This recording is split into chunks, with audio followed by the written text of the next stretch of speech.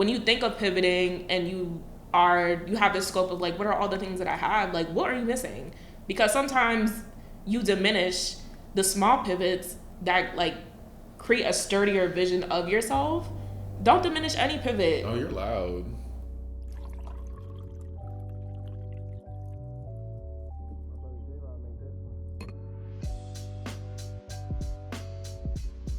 So, today's episode of Keepin It a Bean, we are going to keep it a bean around the art of pivoting. And so, what better to have this conversation, or who better to have this conversation with, than one of my closest friends, the person who sees me in and out of the house every single day, has seen me go through multiple pivots in my life, and she gonna be honest with me. And so let's please welcome my best friend Amanda to the show. Hey friend. Hey, friend. How are you? I'm so nervous. I'm gonna give it a bean. Did I make a very loud clap and did she jump? She did. I'm so sorry. I don't like loud noises. It's okay though, so you're gonna be great. I'm cracking up. But I was talking to Amanda about the show, and I'm sitting there, I'm just like, yo, I'm making another pivot, and I don't remember what were we talking about that I started like bringing it up. Cause I was just like, yeah, I'm in the middle of like looking for a new job. I'm in the middle of like changing my content. I'm pivoting on fashion in some spaces because Open Shirt Keys has been making an appearance. You love Open Shirt Keys. Little slut. I didn't know this was that type of show. But it's just been a lot of like embracing the newness, and I just remember I think we were sitting there talking, and you brought up Pivot Talk. Oh my gosh, yes, because I'm a TikTok fanatic. Can we talk about Pivot Talk a little bit? Because there's a talk for anything. It's a talk for my talk and a talk for your talk. But are you hired by TikTok? They need to. They need to hire me. They truly need to hire me. Mm-hmm. But yeah, you were talking about pivots in your life, and I was like, oh my god, you should watch Pivot Talk, because Pivot Talk always comes up. Do I look here? You can look wherever you want. Anyways, Pivot Talk always comes up when I need to see it. Like when I'm literally at a crossroad, and it's always someone who's going through something similar-ish to what I'm going through, and it's always a black woman. Because when white women talk about it, I'm like, oh, it's kind of like when you read a book that's not really interesting, but it's giving you the information you need. It's just not delivering it right. So a black woman comes up, talk about pivots, and I'm like, sis, I needed to hear that. Like, it's really God moving through you when it's TikTok, on this clock app. And I feel like I had to share that with you because, yeah, lean into the pivot. Lean into the pivot. Yeah. And I was, like, in full honesty, like, as I'm going through, like, this pivot, there was a little bit, like, I quit my job. I wasn't making content for a little bit. And I was sitting there, I was just like, all right, I don't know who this person is. And so I think that's the piece for me when I think around, like, the pivot. I'm talking around, like, just a whole pivot in life. And so I had a moment during pivot, and I don't know if Pivot Talk talks about it, but, like, I was like, am I doing this right? Is this the right thing? I was scared of the pivot. Mm-hmm. And that's when you know it's about to pivot, because you should be scared. No, truly, honestly. You should be terrified, like, just in a healthy way. Yeah. Like, not, my life is in shambles. It was giving shambolinas. Actually, I shouldn't say that, because it'll feel like your life is in shambles. Mm-hmm. But, like, the reality is, do you want to stay unhappy? Or do you... Like, honestly, the unknown is so much better than just being unhappy and knowing why you're unhappy and it not changing at all. Now, that's a fact. And I think about it, too, because you took a pivot, what was this, 2 years ago now? Child, I don't even want to talk about it. It's like a year and a half ago. I took a big pivot. Can you talk about that pivot? Because I know that John was stressful. It was stressful. Also, I know y'all heard that no Ariana-ish. You heard a whistle tone. Ariana, you can never. She could be love Miss Ponytail. We do love Ponytail, but... Support Run Beauty. Is that what you're wearing? Not Ariana. Actually, I don't know. YSL. Black Opium Purr, but we love our Miss Ponytail's fragrances too for the low, and it's equally as cute. Go buy them. Period. But yes, I was working a job. Ooh, I should start by saying this. I graduated undergrad in January of 2020. studied psychology, thought I was going to go into something in that field. And then no one knew the world was going to shut down. Right. So I'm like, oh my gosh, I had secured a job actually with the Free Library of Philadelphia. And that was my pivot to education because I was like, I need a job. I have rent. I have bills to pay. And I didn't want to rely on my parent. And yeah, the world shut down 2 months later. And I was like, what the fuck am I going to do? Like, I'm not asking my mom for money. I'm independent. But I forgot what happened. There was another job that came through, but they were like, we're on a hiring freeze, so we can't hire you just yet. But like, you have the job. So I was able to start that job a couple months later. I ended up getting help from my mother. It was an ego moment for me. It's really like that. I hate asking for help. That's another conversation. But it was like in leasing, and I was working like customer service-ish roles. And I love people. I hate to admit it, but like, I love people. You swear you don't like people so bad. I'm so introverted, and like being around people literally stresses me the fuck out. Yeah. Like, I'm always like, what are y'all doing around me? Why are you making so much noise? Like, I'm always trying to figure out where everyone is in the room, and then I become hyper aware of all the things happening around me. You do. And you know I'm good for an Irish accent. And you will. She said, oh, I said, Belinda. And I will leave. Go on. But anyways, I was working this job.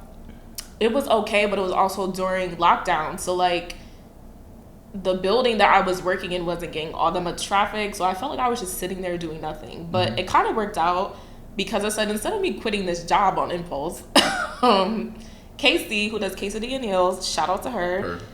She was like, I need an assistant. So like, I was helping her with like social media, helping her come up with names for her like nail sets. It was really fun. Like, that was something I actually did for free and would do for free again because I like thoroughly enjoyed it. But that was the way for me to find like a pocket of happiness and like something I felt connected to, even though my main job was not doing that for me. Besides seeing my tenants. Like, I love seeing my tenants. I love seeing them grow, have babies, graduate from law school, like all of that stuff. That's like, and it's funny because that's something you love about any job that you've had. Oh my God, it's like never, seeing growth of other people. Yeah. It's so beautiful. It makes me cry at night. I understand. No. I don't cry in front of people. Marquise will tell you that. And don't. Like, ever. I will literally, my veins will be popping out holding tears in before I ever, you know what's crazy? Beyonce said suicide before you see these tears fall down my eyes. I felt that. That's a crazy lyric, but I felt that. It's right in your and spirit. that's really me. But I love that aspect of my job. And I think when I left, I was sad because I was like, the people. And it's rare that you see like people who love customer service jobs. You understand this. You get like attached to the people that you're serving in a sense and supporting. And like, I had some of my tenants bring me gifts, and like, there was a time I was dating, you know. The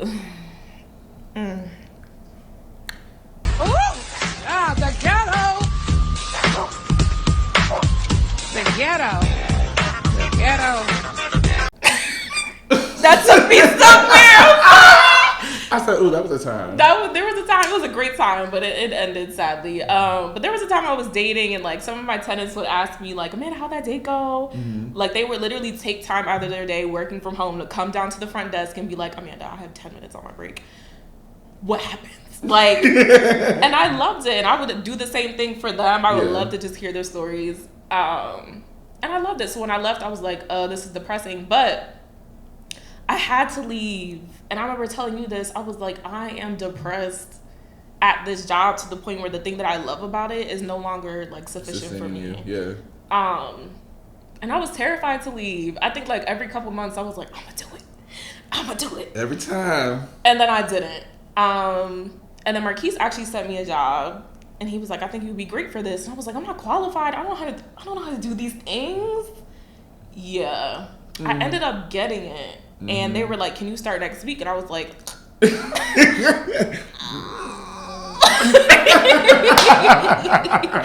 I felt terrible because I was like, my manager is about to hate me, but she already knew I was interviewing. I didn't have to tell her. I was just like, for the longest, she was like, you know, we're going to work on getting you a promotion and this and that. It just never happened. And like, I really needed extra money. Yeah. But I also wanted to feel like I wanted something that challenged me. And I knew that job like the back of my hand. Mm-hmm. But I felt like I wasn't getting paid enough. I was getting paid like, I started off at 15. They were like, everyone's getting a raise. So it was $15.50. I was like, girl, I am so cute for this. Like, I am so cute. It's the lifestyle you wanted too. It's the lifestyle too. This is not enough to sustain the lifestyle I want. It's not, because I would be like groceries or Sephora, and why would a bitch pick Sephora every time?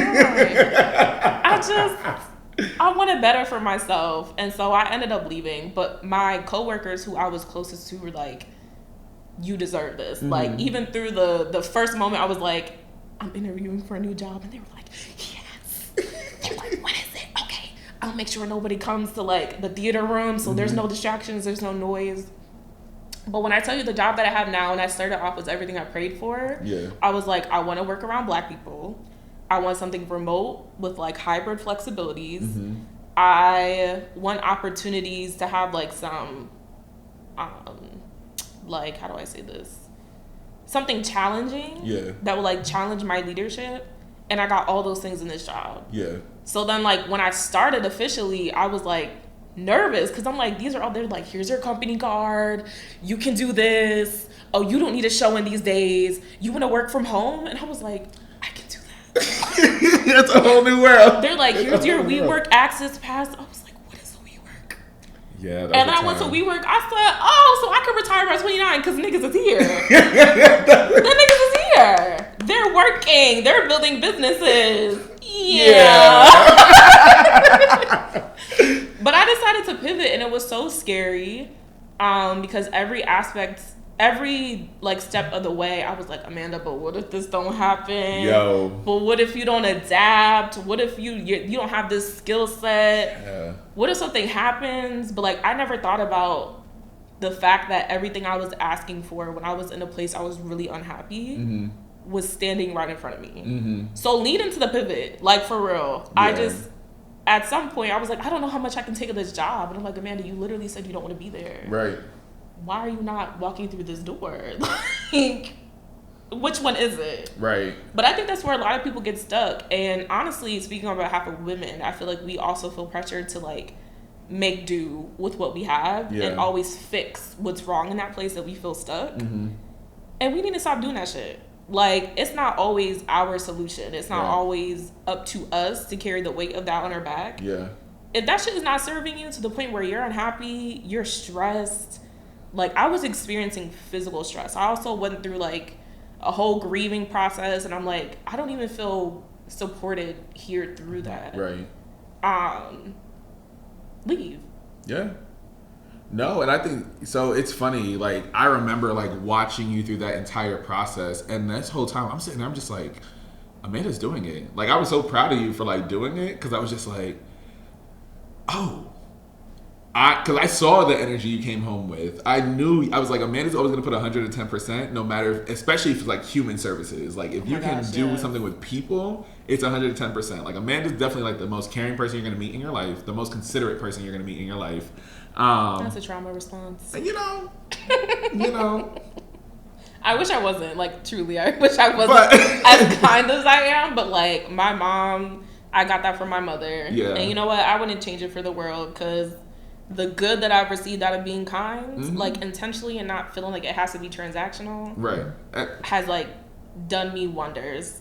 But that's real, though. And I think you're starting to see it more and more because, like, you inspired me to like do this next pivot because I was sitting there, I was just like, no, because you made me always thinking about the question, what is the lifestyle that you want to have, Marquise, and are you getting that right now? And I wasn't getting that being a formal classroom teacher. Like, I love working with kids, I love being able to teach, I love doing that, but like the job's conditions just weren't suiting me, right? And so I was just like, oh, I'm up at 5:15, I leave by 6:45, I don't get home till 5:15.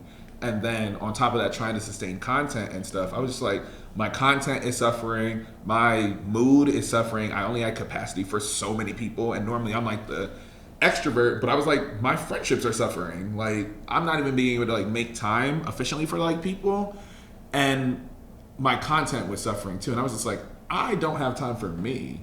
And so I thought around how you wanted a specific lifestyle, and I was like, yeah, I want flexibility. I want something hybrid, mostly remote, because this means I can also like do a job and do my content and not have to like double the amount of time I take in a day. Yeah. And I need more money. Because like when you put the money into your content, I'm like, I can't spend my money anywhere else, because I'm just like, I need to pay for my membership at Rec Philly. I need to make sure that if I need to hire a photographer for a photo shoot, I have extra money to do that. Graphic design, putting together due diligence. Like I'm like, all of this requires money. So like any extra money I have is like going into content. And I was just like, I'm spending money an excessive amount of time in a space that's no longer serving me in the way that it used to.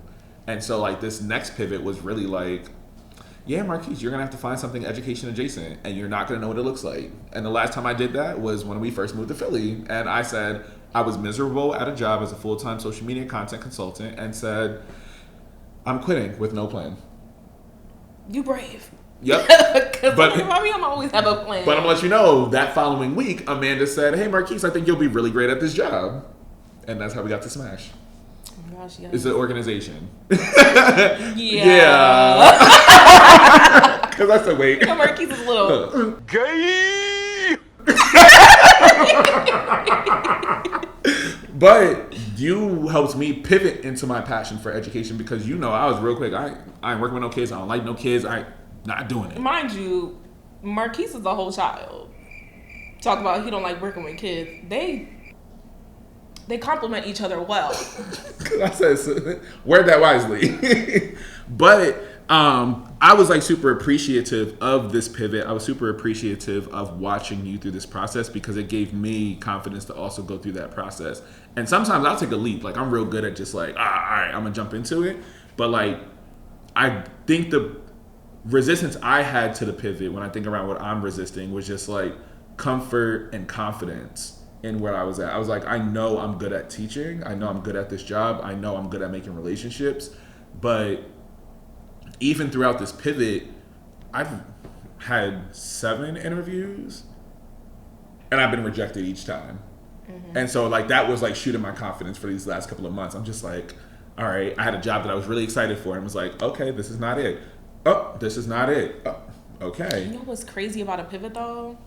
There are parts of a pivot. So there's like, what do you want in the next year, 5 year, 10 year? And not necessarily a plan, because I hate that.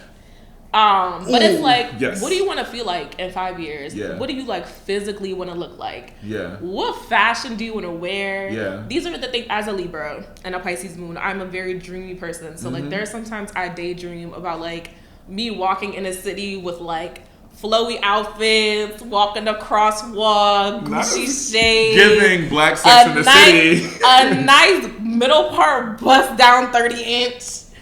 Just like, I'm like, that's what I want. I want moments like that. Yeah.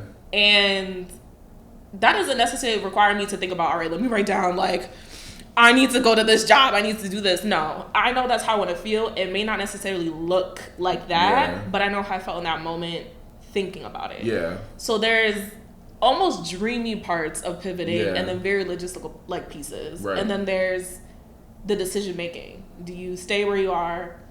Do you pivot? Right. So like, I think when people hear pivoting, they always think it's like this, I don't know, like the structure thing, like you always have to move up when you pivot. That's not the case. Oh, chat. No, because there are some people who like professionally will always have it together. They will always have a job. They will always like what they do. They will always have the income.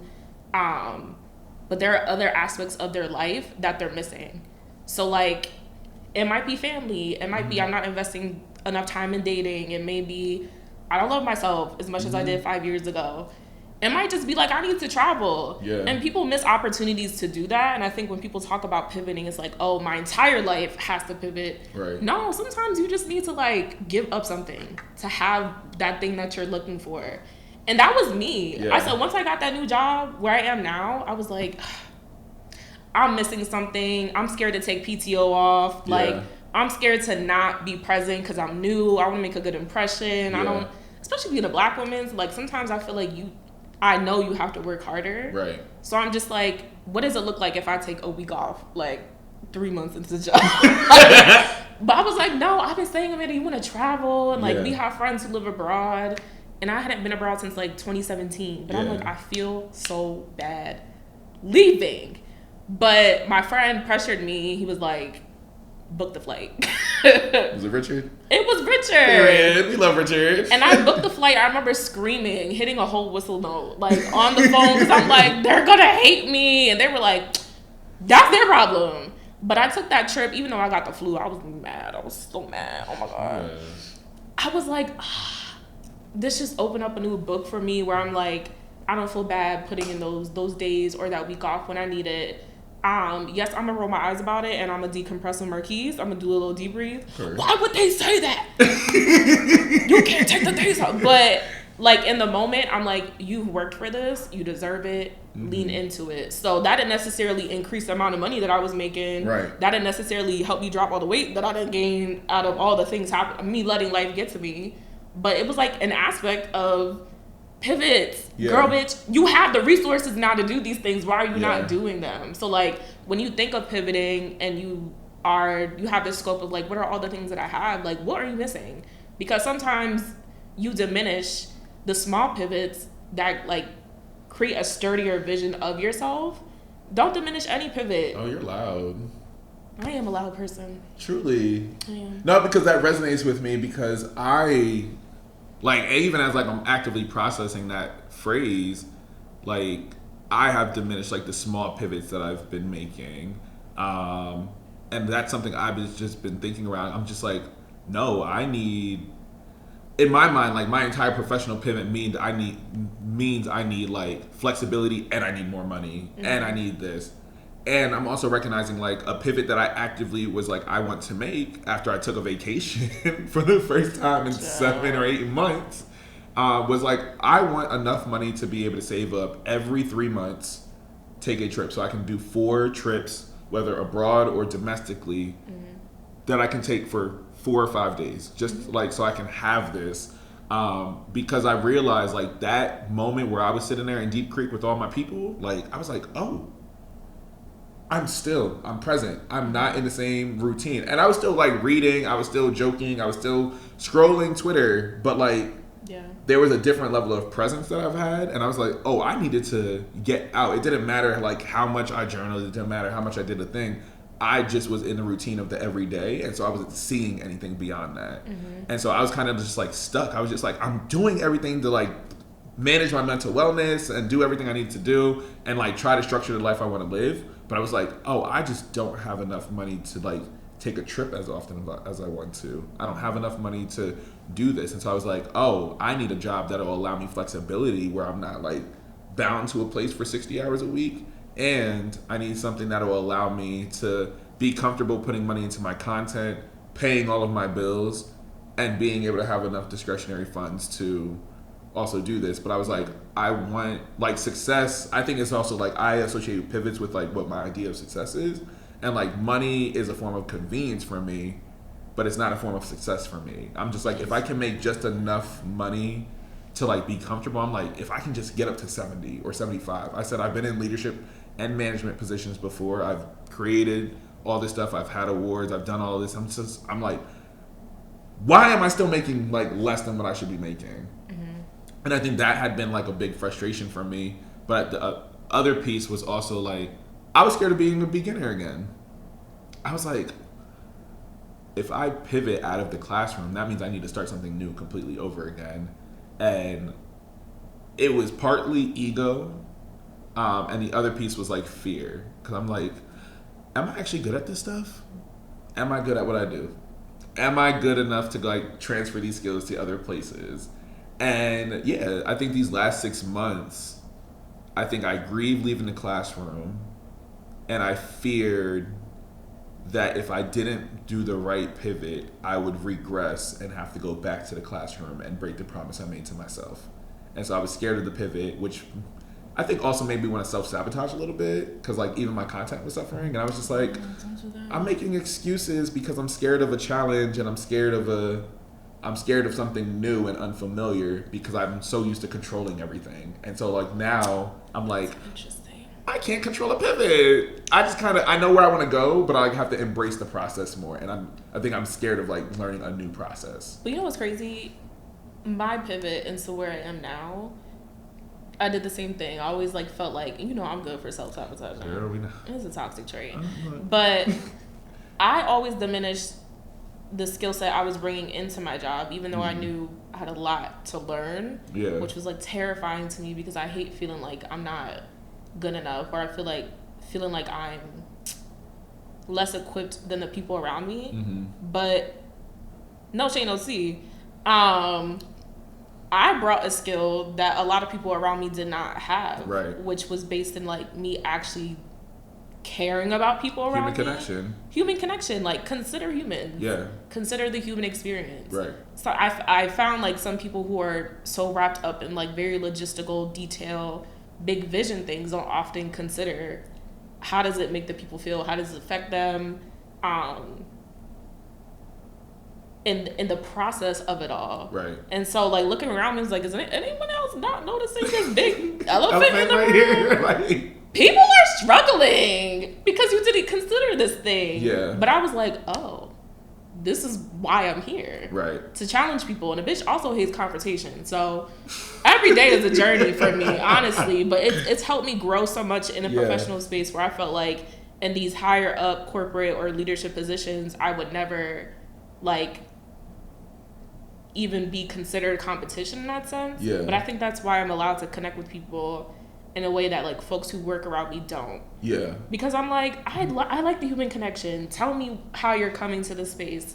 How can I consider you in like planning? How can I consider you in the rooms where decisions are being made where you're not there? Like, how do I advocate using that skill that I notice people around me don't have? But like, that was my pivot of trusting that everything that I have right now around me, inside of me, whatever the case may be, is going to support me when I pivot, and don't downplay the value that has. But no, I appreciate you actually bringing that piece up, especially when you talked around like that feeling unqualified and like not knowing what your value was in these spaces, because I think we talk around it a little bit too. I was like, I know I ended up like being in some circles where I'm just like, y'all are in different spaces than me. And so I was comparing my level of success to like where they are at. And I was just like, Marquise, you are 27. You are 27. You gotta remind yourself. And that's the thing, like there's always, and it's really just Mythbusters and give Scooby-Doo, because I'm a bust this myth. People around you who are like seasoned are really going through the same pivots you are. And I think like, especially us as like younger people in their 20s, tend to forget that. Right. People in their 30s don't have shit together. Hey, they don't. Okay, that level of insecure. They're people. We've been watching it. Like, they're also going through pivots. Like, I had people in my family that were like, at this age, there's also a timeline, and that's what affects people's like the potential of it being accepting of the pivot is like, is this pivot going to align with this timeline I set for myself to have these things by this age? Fuck all that. Don't even worry about it. Like, coming from a woman's perspective, I've been saying I don't want children. Childbirth is terrifying to me, but I want to adopt. But I don't feel like I need to, like, I'm not working on a biological clock if I'm deciding to adopt children. Right.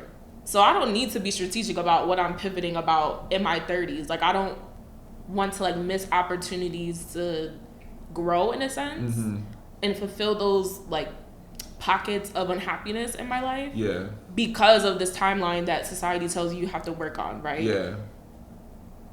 Stop thinking folks older than you have it together, because it really is just so discouraging to be like, damn, I'm not even where I'm supposed to be at this point. Yo, and that's something I think is like interesting too, because I'm like, I had to like do an internal like thing, because I was just like, yeah, I know at some point I want to own a bookstore. I know at some point I want to like, by the time I'm 35, I want to have like opened up a bookstore in our hometown. By the time I'm 30, I want to at least be working on a book or publishing a book.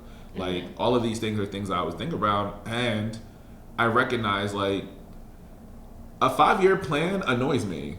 It's so annoying. I'm just like, you never know what the fuck is gonna happen. Like, at all. Yeah. I thought I had a whole plan coming out of undergrad. So did I. The pandemic happened. Yep. My mom passed away. I was like, Was not expecting that at all. It was a surprise to all of us. Yeah. I was like, how do I cope through that? Right. This is translating in the way that I'm showing up across every aspect of my life. Relationships, professional, my relationships with myself, Yeah. like goals, wellness goals that I have for myself, financial goals I had for myself. Yep. Like, no one would have expected that. Right. But that was like a pivot I had to lean into. Right. Of like, Amanda, this is the point in your life where you show up and be transparent about where you are emotionally, which I hate sharing my feelings. Oh my god. She ain't never lied. When I tell you she does not like that at all. Makes me want to gag. Feelings, emotions. But no, that was big for me. Like Yeah. the first time that I like really broke down in front of Marquise was when my mom passed away. Because I was like, what the fuck do I do in this moment? I'm very sad, but I can't process the sadness. Yeah. That was a pivot for me. Because I was like, now I feel like I can be transparent about like, I need to be around people. Yeah. I almost threw up saying that. I need to be around people. I want to spend time with my friends. Your couch can't teach you how to Dougie. Can't. Bitch, I've been knew how to Dougie. But no, that was a big transformation. And like in my eyes, graduating undergrad, January 2020, I was like, all right, 5 years down the line, I'm gonna have a job. I'm gonna get my master's. I'm gonna get certifications so I can do like therapy and counseling. I said, girl, I can't even handle this shit going on my life. This Right. grad school can wait. Somebody else got to pay for it. I literally don't have the capacity to show up for other people in that way. Yeah. Outside of like my immediate friendships. So what does that mean for me now? Yeah. And now I work in education. Truly. Not that it's a bad thing. I know I could never be a teacher. I say that to everybody. Love. But And she do. I really want to support teachers. And I didn't know that until I started this job. I was like, ooh, not this is a surprise passion. something's missing here. I was like, Yeah. y'all remember teachers are humans? Why y'all not acting like it? Okay, because we were superheroes during the pandemic, and then I switched. But I won't get into that because that's a separate topic. You right. Right. But that stuff, it made me even think around like the things I thought I wanted to do, right? Like I thought I wanted to be a teacher full time. I think I want to go return to teaching like later in life. Mm-hmm. But like even when I got into grad school and was doing my teacher certification, I was miserable. I said, I have never seen Marquise. And let me tell you something about Marquise. When he gets, it's like you have an idea of what miserable is, but you ain't never seen miserable Marquise. I think it's scary. It gets spooky. Because Marquise, we all know he's petty too, but like it is a different, don't act surprised. you're right. The drama. But like there is an intentional pettiness that happens that's very, I'm dragging you, but it's very sabotaging, not only the people around him, but himself. It is. But like when you think of pivoting, Mm-hmm. I was like, I don't know how to show up for Marquise right now. I don't know what he needs. Yeah. But that is literally what it feels like to be stuck in a place where you're very unhappy. Mm-hmm. And then you realize, why am I actively fighting against something that's not helping me like feel better about life generally? Why would I ever choose to be stuck here? Yo, but that was the piece for me because I was just like, I felt like I needed something to prove when I decided to like go forth with grad school. I was like, I need to see this through because I'm somebody like when I start something, I need to finish it. But I was so scared to quit something like that I felt like was supposed to be aligned with what I wanted. And when I tell be you, like, Keisha Cole and let that shit go. and I did, but it took me months because I was just like, all right, I'm in grad school. I posted that shit on Facebook, and I was just like, my aunties were like, oh, I'm so proud of you, like doing this. And I was like, yeah. And then I'm like going through it, and I sat there. I was just like, this is the most. I'm not inspired at all. I was miserable. I was spreading time everywhere else. I was not doing any of that work. I was just like, why am I doing all this extra work when I've been teaching for the last 3 years and all of this stuff I know already? So they're just making me do busy work. I do not like busy work. But I sat there and was just like, I have no like motivation to do any of this. And I witness people who are just like miserable at what they do and like just miserable in general. And I'm like, I can't be that. When I understand the source of my unhappiness, I'm quick to uproot that shit. I'm like, I'm not going to stay in this because I know it's affecting me. It might be something I want, but it's not what I want right now. Mm-hmm. And I had to like be okay with that. So that's the first time I had quit something. And I was so scared to like type the email and send the email because I was just like, the email scaries are real. yo, and I was so scared of it. So real. And then just having to admit it and just start saying, like, I could not say I dropped out for a long time.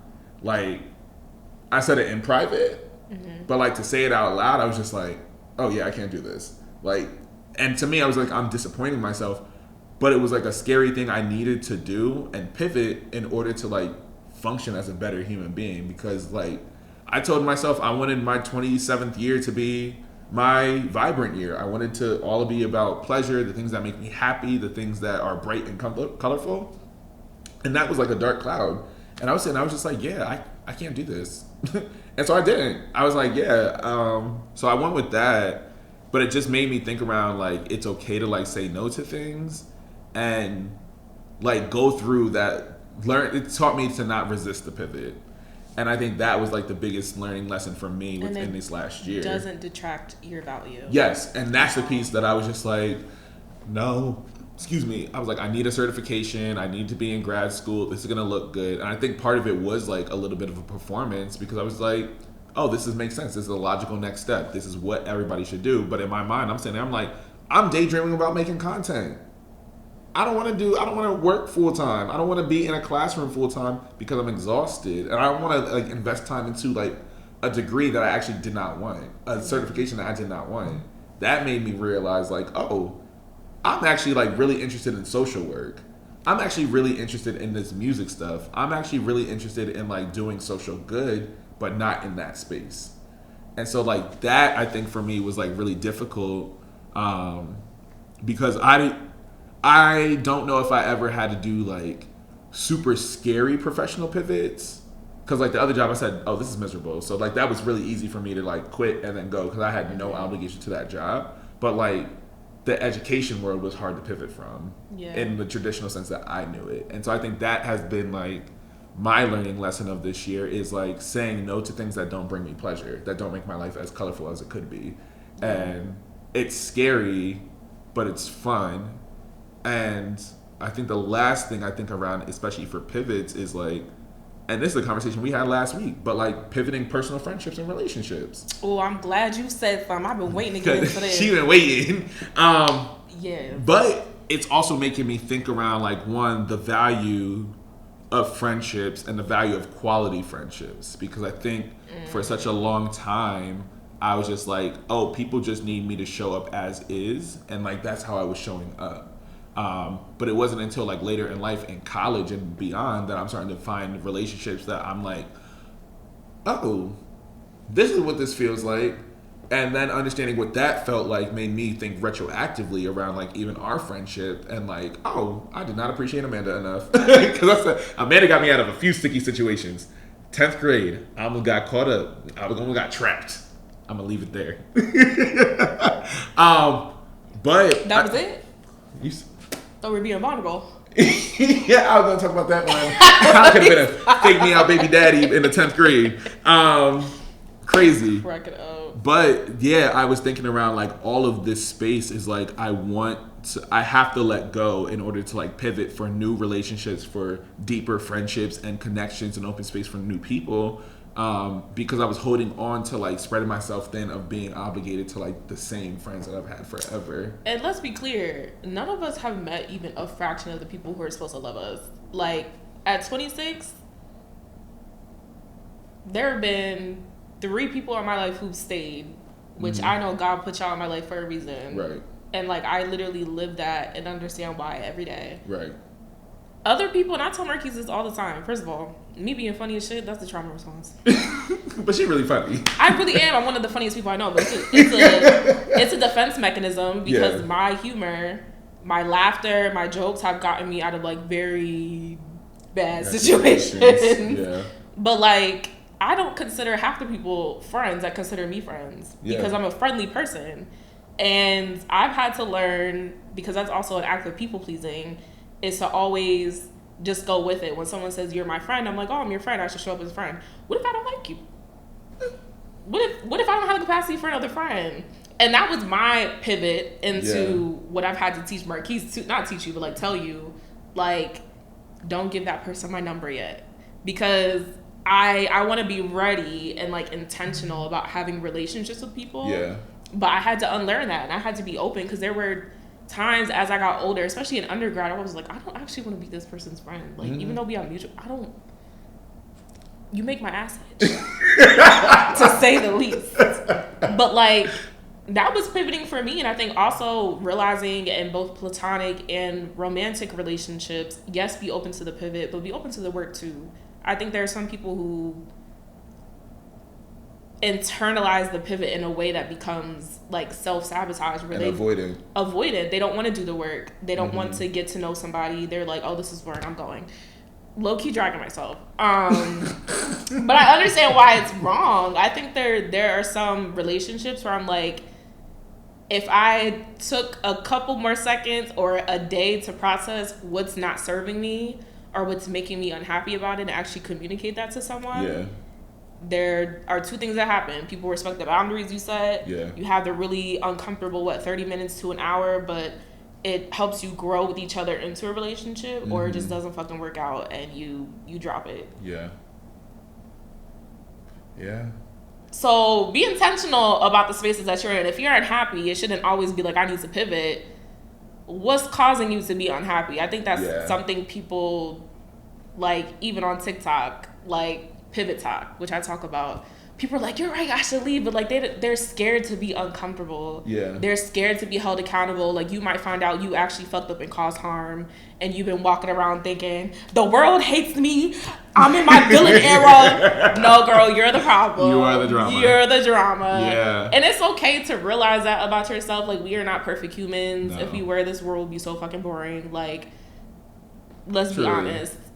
Take the time to figure out what's making you unhappy and try to like resolve that issue. And if you can, that's when you lean into a pivot. But like, don't shut people out of your life that could actually be like helping you not get places, but like feel a bit more whole where you are right now. Which is funny, like you even say that, because I struggled with like receiving negative feedback about myself, because you know, and because I'm hard-headed. I think I'm right. I don't.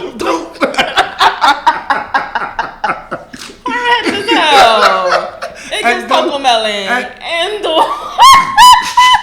why you be up like that?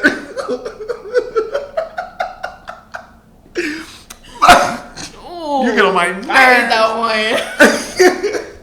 one. But that was something difficult for me to do, and I think that was actually like a big pivot for me this year, was actually having to accept the realities of who I am as well. Because I used to be such like a people pleaser because I didn't want to like cause harm, and I wanted my character always be spoken of very highly. And so I would always like I wasn't as confrontational as I thought I was. I'm confrontational when I get pushed to the limit, but I'm not confrontational on an everyday basis. So I'm just like, I'm gonna intellectualize why this person did this thing and just like make an excuse for them.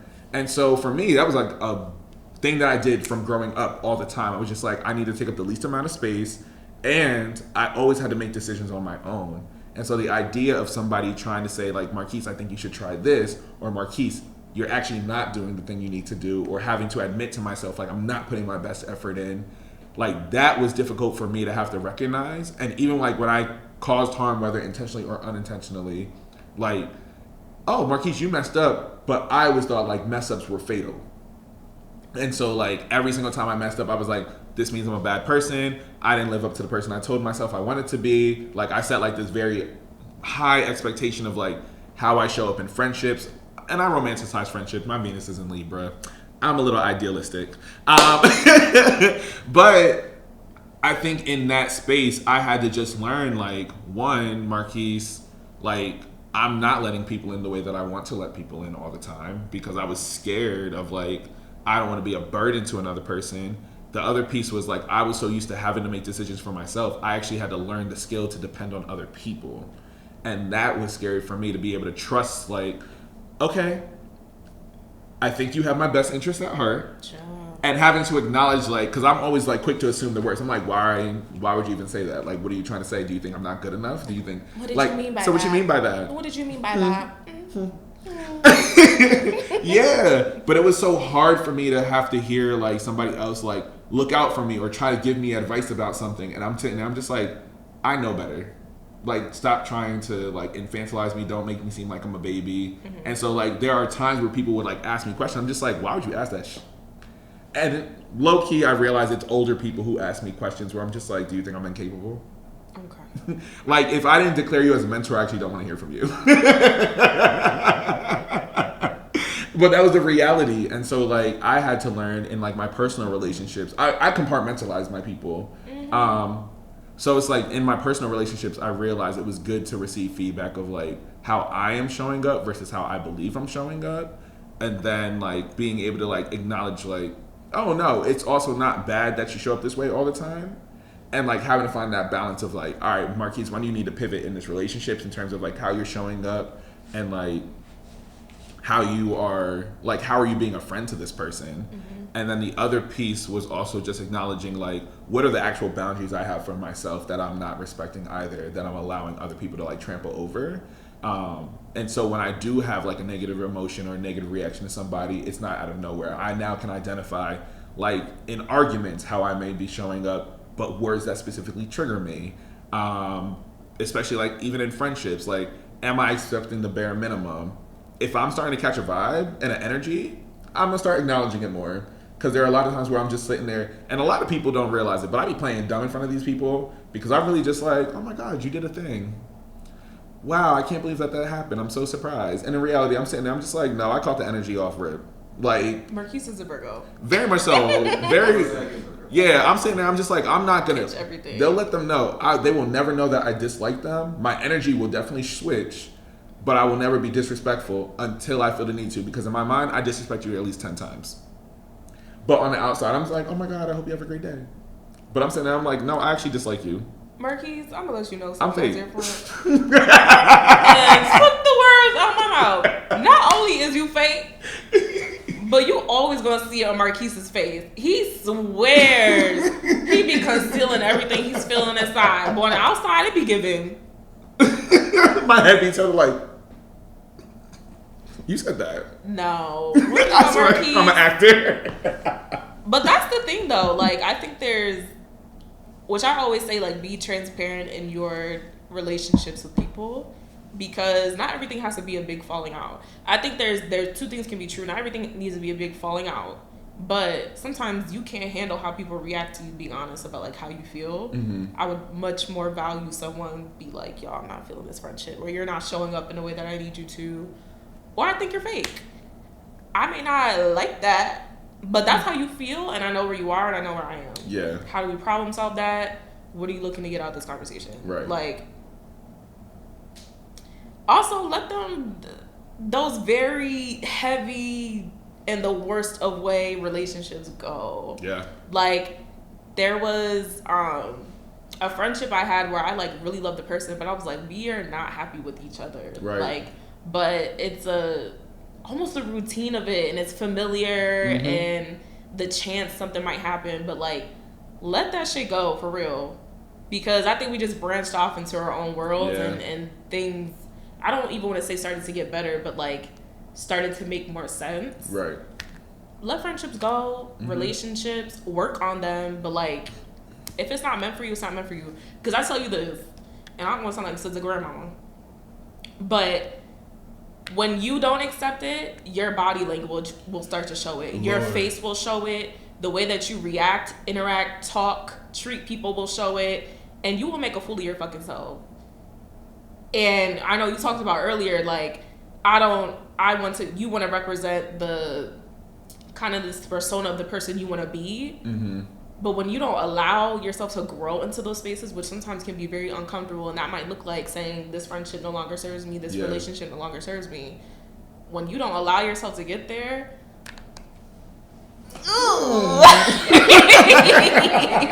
life will take you there, and it won't be the way that you feel comfortable. It's not going to be the way that you were like, I could have planned to do this differently. It's going to be messy. And will, because life is messy. Life is messy. Very much so. Yeah. Like some people I know.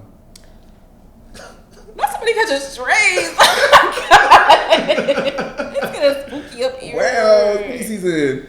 But for real, like, I love the fuck out of this conversation. Thank you for keeping it a beam with me, and keeping it a beam with the audience as well. And so I love that we were able to like deep dive into this conversation and like talk around both of our experiences.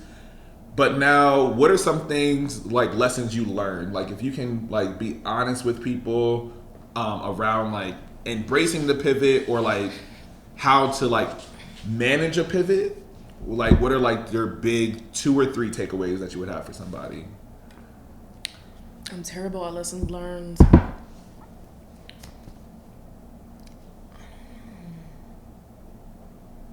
You know I need processing time. Yeah, I know. That's as a teacher. Like as a teacher, you know, you gotta give them think time. Days. But no, I think like even as I'm like listening in this conversation, some of the stuff that I was hearing is like, one, lean into the pivot. I think is like super important. So when you lean into it.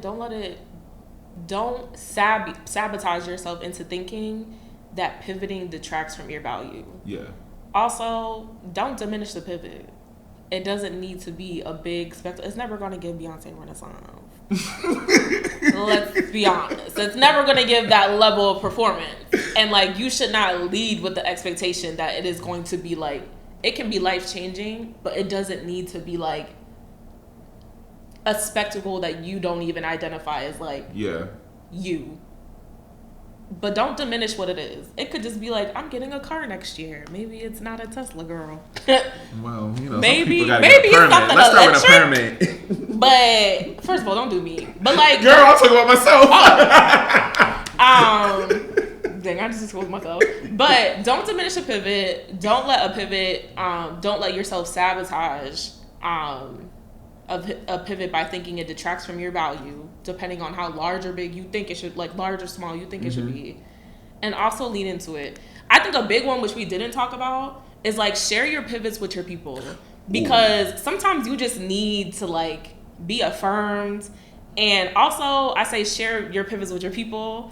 And I know we're running low on time because you will always find out who's not really for you when you share your pivots. So, yes. Because it may not be you who's sabotaging it. It may be people around you. Get into it. Yeah. But those are my big lessons. Yeah. I actually really love that one. Because I've been getting more transparent with my pivots. And it's been scary. Because I'm just like, are these people waiting for me?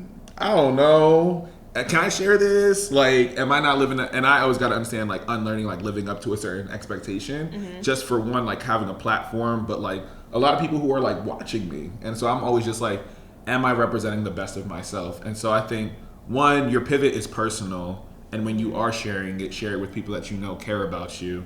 But then also be okay with, like, letting go of things that were no longer serving you too. And I think that has been, like, the piece for me is, like, I need to let go to make space for more because the rest of this is serving like as an anchor and I'm not allowing myself sometimes to just like float at sea. Like I just need to float and like grow wherever the fuck it takes me. But like I think that's been the part. And so like for me, I think a part of the pivot is no longer like looking to what it should be, is just like taking a step to get to where you want to be. Taking a step. Yeah, like I think step by step is an incremental like approach to ultimately get to that. Like I'm like, all right, great. As I'm going through this job process, I know I want a job that is hybrid or remote. I know that I want to take a trip every 3 months. And so what are those things I need to do that? Maybe it's let's take one less Uber a week. Okay. Do something a little bit different. And so I think that's what it is like be present in the pivot and then incrementally pivot at the same time, process through that pivot and like have a goal in mind potentially, but like it may not look like what you expect it to look like. And I think that's what was hard for me because I'm always like, the Virgo in me is like, oh yeah, no, by the time I do this, it should lead to this. And by the time I get here, it's going to do this. And what I've been learning to do in relationships, friendships, family, with self is just like, no, you don't need the answer to this. I don't know is a full sentence. And I'm scared of the I don't knows, but I'm getting used to them. And so I've been learning to like embrace I don't know, embrace being present, and I don't need to have an answer for everything. You don't. Embrace the unknown. Lean into it. And please remember, if you're unhappy, the unknown is better than that. Okay. Like, as scary as that shit is, it's scarier where you're choosing to be like actively unhappy. Yeah. Yeah. So yeah, if we're going to keep it a bean with you for this whole episode, please make sure you embrace the pivot.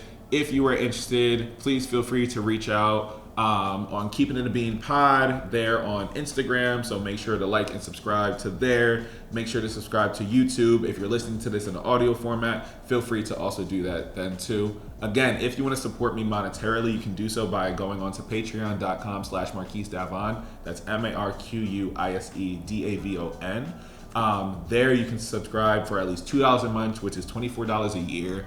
Please help your boy out. Treat me like a Netflix subscription. I'm significantly cheaper than that. Okay?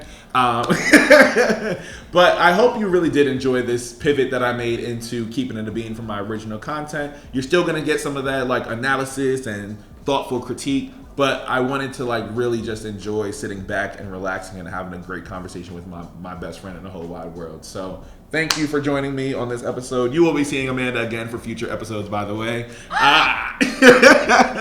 But again, thank you. I will see you next time. Peace. The Blue Ivy do.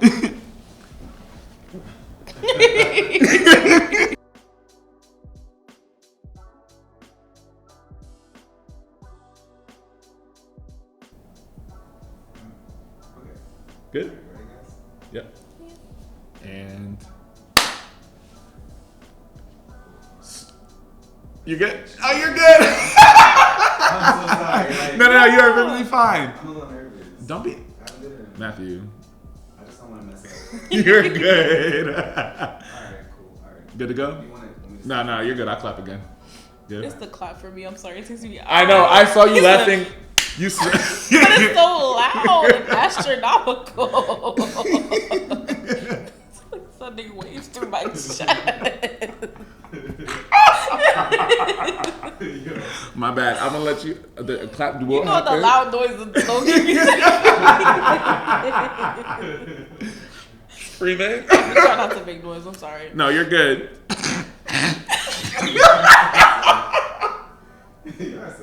Bring it together. All right, I'm gonna clap again. Don't be scared.